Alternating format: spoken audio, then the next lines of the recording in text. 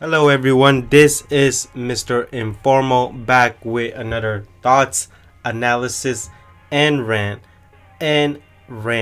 So, I've seen a lot of videos, I've read a lot of hands-on preview, hands-on review, and also I've seen a lot of opinions and actual hands-on footage with the picture quality of the Panasonic S1 and the Panasonic S1R. Just want to let you know, I hate the names.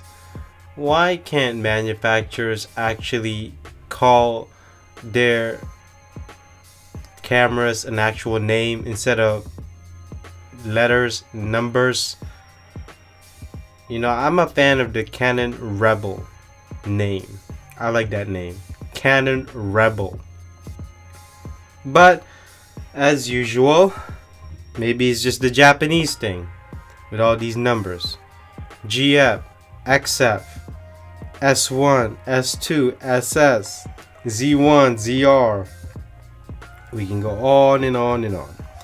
So let's talk about the Panasonic S1 and the S1R. Let's get to the main specifications, okay? So the S1 will cost $2,400 and the S1R will cost at $3,700 or $3,800.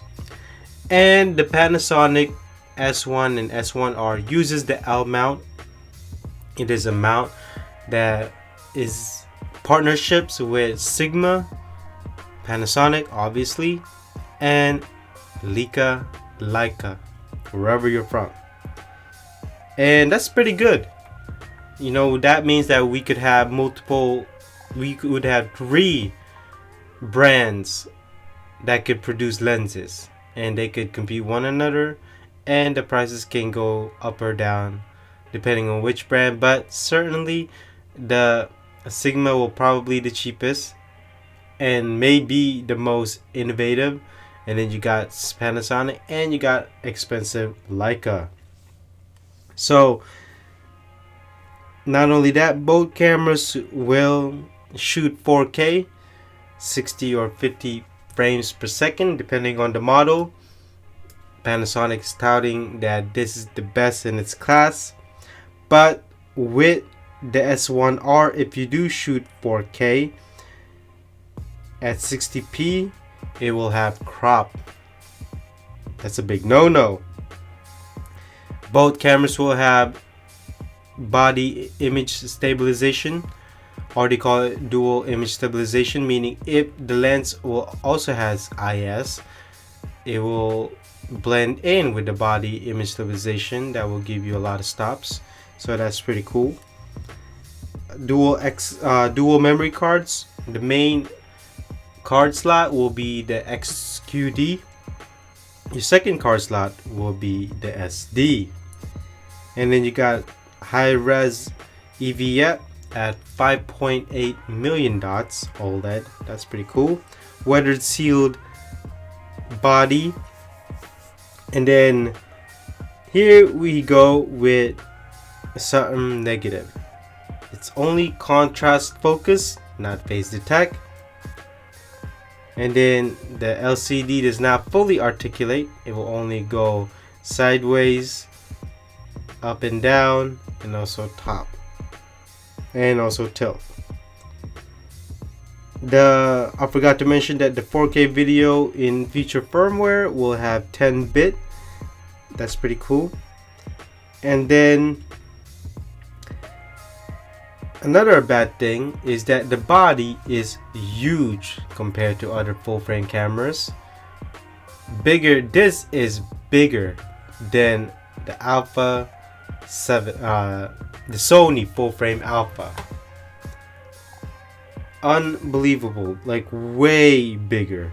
You would think for a camera to have this much size, it could have fully articulation on the screen, but nope, that's too bad. Another thing is that it has a top LCD screen if you want to check out your stats when you're shooting.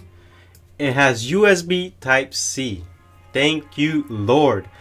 That means that you could bring one cable if you have a USB Type C phone or even laptop. You can only bring one cable or two. Full size HDMI connection. That's pretty good. Good for your video shoots. Also, if you have a video monitor that you want to check out. And it also has a joystick on the back. That's pretty cool again.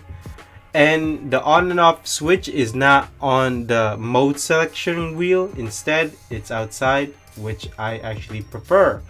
So that's pretty cool. Again, that's only personal preference.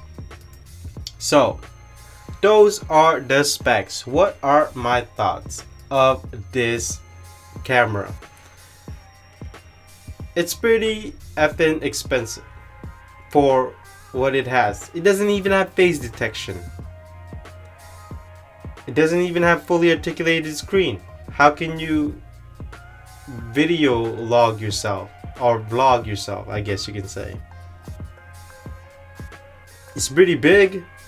I mean, it looks like it's bigger than the Nikon new full frame, the Z series.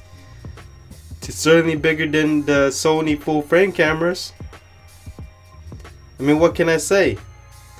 So, the only positive thing I can think about this camera is the partnership of Sigma, Leica, and also Panasonic. That's the only notable thing I can think about this camera, because if you compare this camera to other full frame mirrorless cameras, it's at a disadvantage. Now, why do I think the partnership is good? Because as I said before, Sigma can make a lens, Panasonic can make a lens, Leica can make a lens. That means depending on which lens you get, one or the other will be a cheaper option compared to the competition, such as Canon. If Canon make a lens, you know it's going to be expensive with that stupid red ring.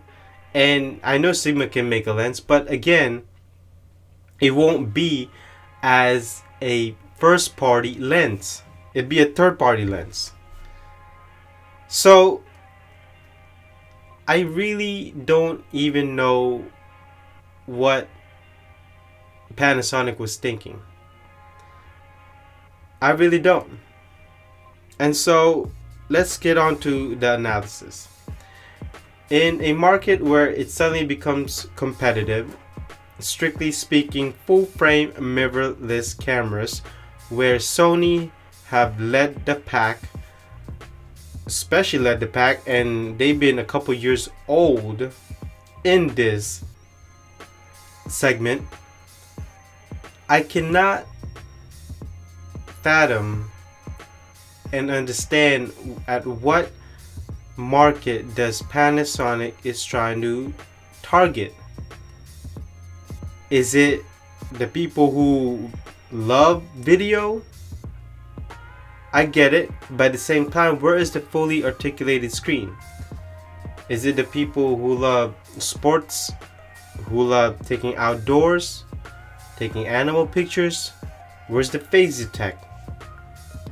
Now, their contrast autofocus may be the fastest. Now, I'm not gonna deny that. If it is, then fine, I'll give them that. But then again, you have Sony, you have Canon, you have Nikon. And so, while this camera offers something different and unique, from a consumer standpoint, they would be really hard pressed to choose this camera over the big three: Nikon, Sony, and Canon. And so let's get on with my rant.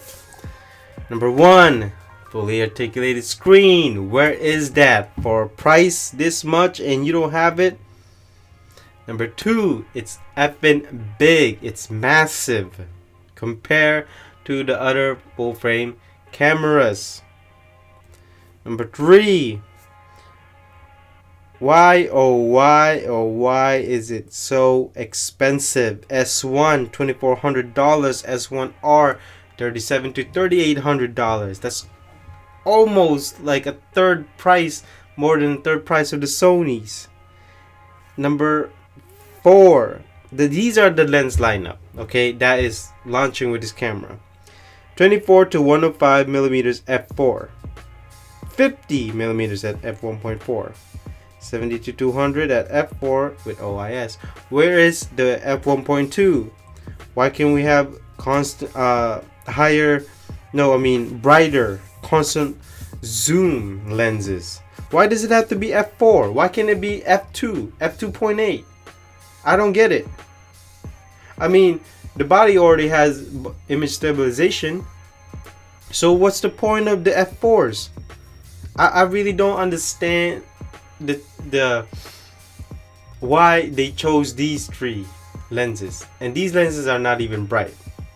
And if you're gonna say, oh, you have the 50mm f1.4, well, okay, why don't you just make it f1.2? I'm pretty sure that Leica is probably gonna bring out a faster zoom lens or faster prime lens, and you know it's going to be expensive. I really wish Sigma, please bring on the brighter zoom constant lens, please. And then where were we? Number 5 or number 6, doesn't matter. And the crop factor in the S1R. Why do we need a crop factor when we're shooting 4K at 60 frames per second? It's a full frame camera. Why does it need to be cropped? Again, I don't understand. Not only that, on that 4K 60p, it's only 8-bit as of right now. There's going to be future firmware to be 10-bit. But okay, if there's going to be future firmware, why can't you just release it now? You get what I mean? Why wait? I really don't understand it.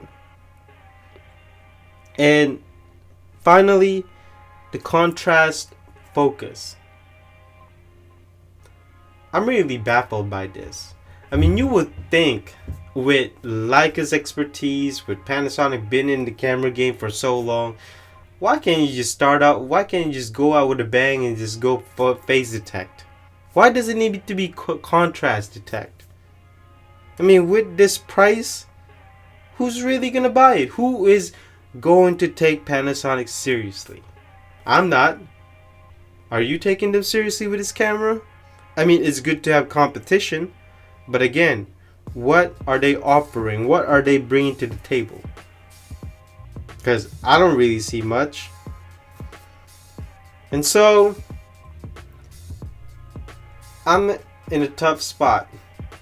I mean, I want Panasonic to succeed, and yet for some reason to me, it's a disappointment of the camera. I'm pretty sure this camera is going to be good at taking pictures. There's no doubt about that. But will it be great at taking pictures compared to the other competition? And that is something we would have to find out. But specs for specs, including the price, the lens lineup, it's quite disappointment. And so, if you have any questions or comments below, let me know down on the comment section. I will see you in the next thoughts, analysis, and rant here at Mr. Informer. Bye-bye.